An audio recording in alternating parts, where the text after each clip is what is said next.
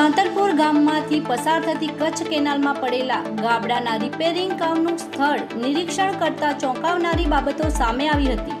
સ્થળ પર કોઈ એન્જિનિયર, કોન્ટ્રાક્ટર કે સુપરવાઇઝર હાજર ન હતા અને માત્ર મજૂરો દ્વારા કામગીરી કરવામાં આવી રહી હતી. મજૂરોને પણ સ્પષ્ટ માહિતી ન હતી કે આ કામ કઈ એજન્સી દ્વારા અથવા વિભાગ દ્વારા કરવામાં આવી રહ્યું હતું. સ્થળ પર કામ સંબંધિત કોઈ વર્ક ઓર્ડર, માહિતી બોર્ડ કે બજેટની વિગતો દર્શાવતું બોર્ડ જોવા મળ્યું ન હતું, જેના કારણે સ્થાનિક લોકોમાં અનેક પ્રશ્નો ઊભા થયા છે. સ્થાનિકોના જણાવ્યા મુજબ કામગીરી યોગ્ય ધોરણો મુજબ થતી ન હોવાનું જણાઈ રહ્યું છે, જેના કારણે ભવિષ્યમાં ફરીથી કેનાલમાં ગાબડા પડવાની શક્યતા નકારી શકાય નહીં. સ્થાનિક લોકોને આક્ષેપ છે કે છેલ્લા 5 વર્ષથી ઉનાળાના સમયમાં કેનાલ બંધ કરીને વારંવાર એ જ સ્થળોના રિપેરિંગ કામ કરવામાં આવે છે.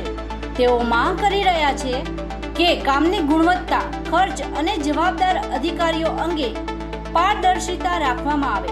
જનતાને અપીલ કરવામાં આવે છે કે જ્યાં પણ સરકારી કામકાજ ચાલી રહ્યું હોય ત્યાં વર્ક ઓર્ડર, મંજૂર થયેલું બજેટ અને કામની વિગતો જાણવા માટે પોતાના અધિકારોનો ઉપયોગ કરે.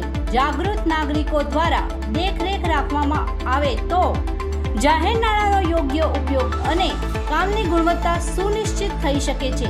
રિપોર્ટર મેહુલસિંહ જાડેજા.